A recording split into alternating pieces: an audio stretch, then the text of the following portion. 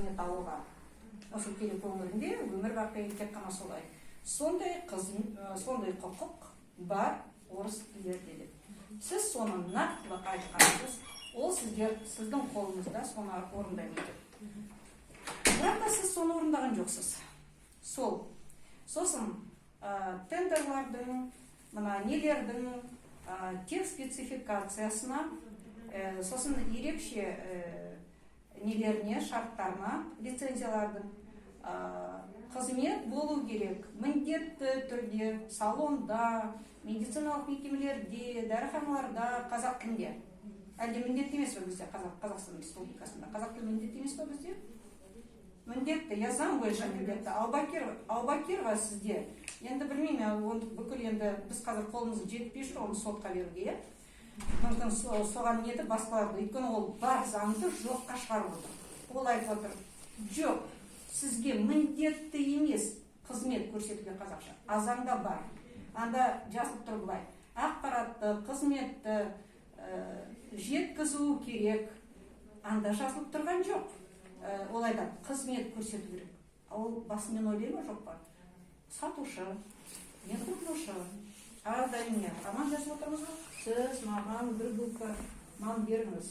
Қолымды қойдым, бастығына апарып берді, қол қойды, нан берді. Ол кішкене миымен ойлай ма, бірдеңе жоқ па? Ол қарым-қатынас міндетті. Жазылып тұр ма заңда? Жазылып тұр. Міндетті деп. Сол міндет болу керек. А ол осындай хат жазып отыр. Ол сіздің қарамағыңызда. Енді сіз қазір мен осы әкімшілік ғимаратынан кетпеймін, лақтырып тастасаңыздар, лақтырып тастаңыздар, не істесеңіздер. Мен біреу былтырғы сіз айттыңыз ғой, 21 жылғы неге кіргіземіз, жоспарға кіргіземіз. Апта сайын біз бұлай айтқанбыз.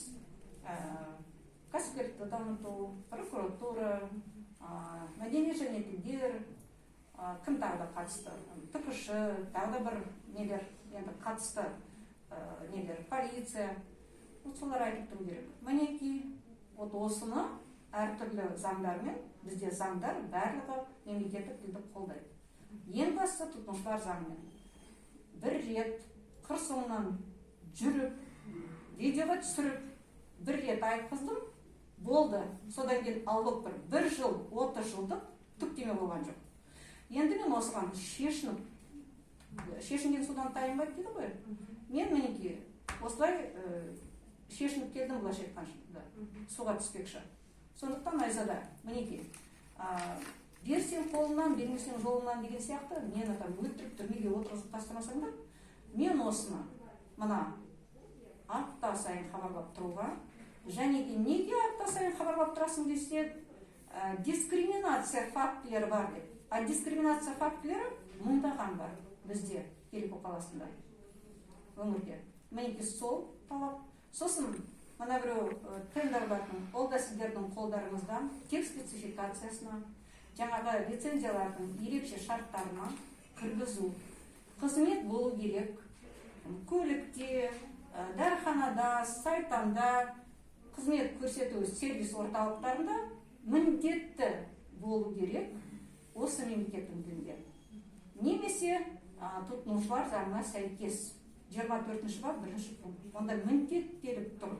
Аубакированың айтқан емес, сол бап туралы, дәл сол бап туралы, білмеймін енді, ондаған, мүмкін жүздеген тілге қатысты соттар ұтып жатыр.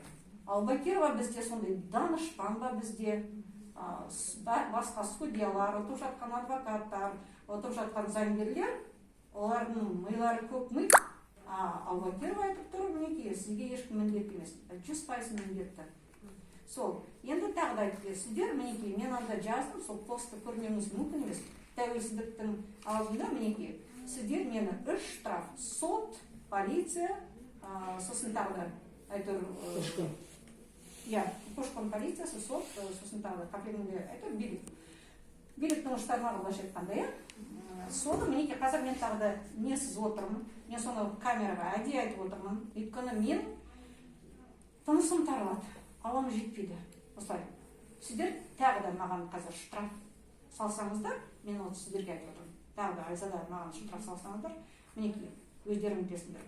Мен тынысым тарылады, сондықтан мен осылай отырмын.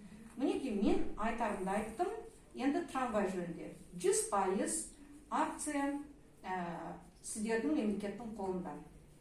СПК арқылы трамвай акционерлік қоғамы. Оған енді білмеймін, енді менің өзімде бір 70-80 шақты хат бар. Әкімдік, қалалық әкімдік жазған хаттары бар, мен оны білем, олар менде копиясы жоқ болса да. Қаншама видео, аудио мен кімге де жіберем, облыстық әкімдіктің WhatsApp-ына да жіберем. Әйтеуір түк болмайды. Неге? Өйткені акционерлік акциясын ұстап отырған Ысқақов, енді әкімдіктің енді әкім ғой енді, сол жолатпай отыр. Сондықтан менің талабым Ысқақов кетсін.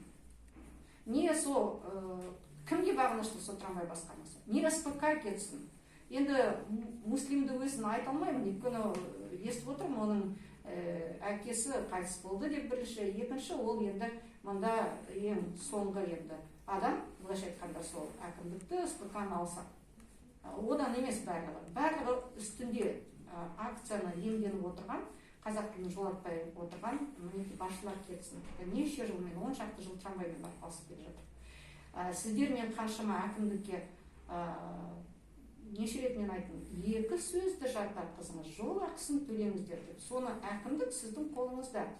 Өйткені сіздер тендер арқылы ойнатасыздар. Олар өзінің ақшасына жолаушыларды тасымалдамайды. Автокомбинат, бірінші автопарк, басқа автопарктар ешкімді өзінің қалтасына тасымайды. Олар біздің қалтамыздан салық төлеушілердің. Оны ойнататын сіздер. Не сіздер соны саттыңыздар қазақ тілін, атқа тауып, сондықтан олар түкірді қазақ тіліне. Енді логикалық жағдайда не сіздер өздеріңіз, тек қана екі вариант, қарсысыздар. Мемлекеттің тіліне сатқындық істеп отырсыздар. Өйткені әлі күнге шейін мен осы қалада 20 жыл тұрамын, 20 жылда бір кондуктор ешқай жерде жол ақыңыз төленеді деп айтқан емес. А сіздер оны 100% қоя аласыздар, 100%. Мінекей сол, енді мінекей осы мен айтқан нелерім болмайынша, мен Роза Бейсенбай келді, мен осылай кетпеймін осы әкімдікте. Енді жауабымыз кеткен. Жауап болды. Қандай тағы да бар? Мына трамвай басқармасына қатысты сіздерде қандай нақты претензияңыз? Трамвай басқармасында барлық жолдамаларды екі тілде айтылады ғой. Бұлардың айтатын автопрограммалары бар. Айзада, менің дәлелім болмаса, мен сізге солай сөйлемеуші едім. Менің қараңыз, менің мына немде бәрінде отырған шығарсыздар, сіздер барлығын көріп отырсыз ғой. Трамвай басқармасына қатысты менің видеоларымды ютубта да бар, біраз неде де бар. Кешегі түсіріп алғаным әлі мен ешқайда қойған жоқпын. Мен өтірік ешқашан айтпаймын. Менде әр сөзіме дәлел бар. Мына сол видеолар болмаса, ең соңғы видео кешегі, енді неме керек? Кешегі ең соңғы видео. Қайда мен кірем трамвайға, айтады, трамвай, вагон идет по улице Кутузова до депо. Сондай нелер бар ма? Әрі Кутузова деген. Олар кеше тексердіңдер ма? Тексерген кезімізде олар айтады, біздер жаңа вагонда тек қана ақпаратты екі тілде береді деген олар мағлұмат ұсынып әлі солай. Тексерген жоқсың? Неге кешірім сөзімді бөлгеніме, мынау жанды дауыспен, өзінің дауысымен айтты. Сосын автоинформатор қосылды. Біз енді автоинформатордың дауысын енді, сосын жүргізушінің дауысын, кім жанды дауыспен айтып жүріп, біз енді ажырата аламыз ғой. Отырдық трамвайға, сөйтіп айтты. Сосын автоинформатор қосылды.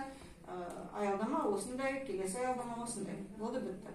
Ол сол шовинистка кім сөйтіп айтты. Кондуктор, ол Европа үшінде сол шовинистка, 100% шовинистка. Өйткені қазақ тілін болдырма. Өйткені мен сосын аялдамада келдім де тоқылдаттым әйнегінен. Ол маған былай көзінің қиығында салған жоқ. Неге? Өйткені ол мені мал қылып көріп тұр. Өйткені ол білет, мен қазақпын. Өйткені ол біліп тұр, мен қазақпын. Автоинформатор аялдамаларда айтып тұр. Мынау кондуктордың айтқаны ғой, да? Кондуктордың айтқаны. Сосын мен неге десем, ол реакция, абсолютно реакция. Даже көзінің қиығын бүйтіп неткен жоқ.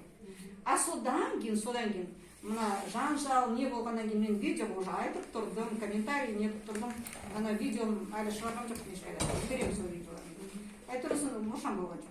Сосын сөздің қысқасы, сосын қазақша бірден деп акцентпен енді қазақша айтты. Мен айттым, енді орыстың сөзі бар ғой, поздно байка поздно. Бірінші сіз айтуыңыз керек осы мемлекеттің тілінде, а екінші ғана көрші мемлекеттің тілінде.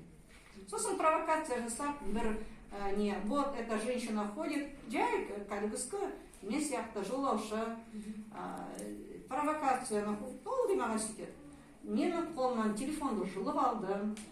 Сосын мен полицияға звондадым. Ол түсіп кетті бір адамдан кейін. Мен соңынан түстім де жүрдім. Мен саланғанда сөйтем. Қараңғы бір көшеде менің басымнан алып бір кірпішпен бір жарса, анау еркек. Мен неге 40 килограмм уже бейсенбай 60 жаста. Кім жауап береді? Трамвай басқармасы жауап беремес, қақы жауап бере ма? 100% провокация жасаған, сол мен қазақ тілін талап еткенім үшін. А егер ана қатын, жүргізуші, адам дұрысты тілде, адам дұрысты көшенің атауын айтып, бір жыл тәуелсіздік болды, дұрыс па? Екі жыл Назарбаев болды, енді Кутузов, по Кутузова. Сосын маған сондай реакция ашузамды тудырмайды. Өйткені мал сияқты мені көріп тұр ғой. Көзінің қиығын салса, былай бүйтіп қараса маған бүйтіп. Айнадан көрініп тұр ғой, неге? Біз енді трамвай басқармасына мына автоинформаторлары бар, екі тілде аялдамаларын аталады деп соны бекітіп, соған сеніп жүрміз. Негізі кондукторларының кондукторлармен тиісті жұмысты жүргіземіз. Они мен жұмысты жүргізу. Екі сөз, мен сіздерге баяғыда айттым. Онда жұмыс жүргізу керек жоқ. Алтоғарына жазып қойыңдар. Екі сөз, жол ақысы, сондай мәселе бойынша ертең екі семинар өткізіңіздер кондукторлар. Ешқандай семинар керек жоқ. Орнынан кетсін, Қақов кетсін, сіз кеттіңіз. Мен мынандай нақты шара қолдамағанша мен осыдан кетпеймін. Өйткені ол тағы да солай болады, Маған қазір қарас, мен кешіңіз Айзада, не маған бұйрық көрсетіңіз. Маған бұйрық керек, екі бұйрық керек маған. Біреуі осы трамвайға қатысты. Бір рет трамвай осылай не бұзама, СПК-ның басшысы, не Скақовтың өзі, білмеймін, әрине сіздер маған сондай не бере алмайсыздар, Скақов кетсін деп. Әйтеуір маған бұйрық ретінде Скақов шығарсын. Мен қазақ тіліне қарсы емеспін, сондықтан мінекей жылдар бойы мен барлық фактілерді берейін, барлық фактілерді берейін. Скақов бұйрығымен шығарсын. Әйтеуір не СПК-ны, енді қалай, 100% акция, онда сіздер, онда екі вариант, онда тек қана екі вариант. Не откат үлкен аласыздар да, мен солай ойлап отырмын. Только жоқ қойшы емес, 100%. Айналайын, мен сіздерді қолдарынан әркімін апарып бере аламын деп Назарбаевтың өзі айтты. Это 100%, не откат, екі вариант. Не қарсы мына мемлекет, мына кімнің несінде, түрінде, мына Скақовтың түрінде, мемлекеттік түрге. Вот екі вариант, басқа вариант жоқ. Сосын маған керек бекітілген кіммен, Скақовпен, әлде өзіммен, мына біреу келесі жылға апта сайын қандай құқық орыс тілділерде бар, телеарналардан айтылып тұрғандай, қандай құқық. Енді орыстар айтады, как отче наш, ол 30 жылдығында болу керек еді. 30 жылдығында болмады. Енді 31 жылдығында мен қазір талап етіп отырмын соны. Сосын тендерлардың тек спецификацияларға, сосын лицензиялардың ерекше шарттарына, онда ерекше шарттар деп аталады. Міндетті түрде заңды мен сізден талап етіп отырмын. Олар кімге қызмет көрсетеді? Тұтынушыларға, дұрыс па? Мына көлік біздің мемлекеттің ақшасын кім құрып отыр? Біз, салық төлеушілер, сол ақшаны біз қалтамыздан төлеп отырмыз.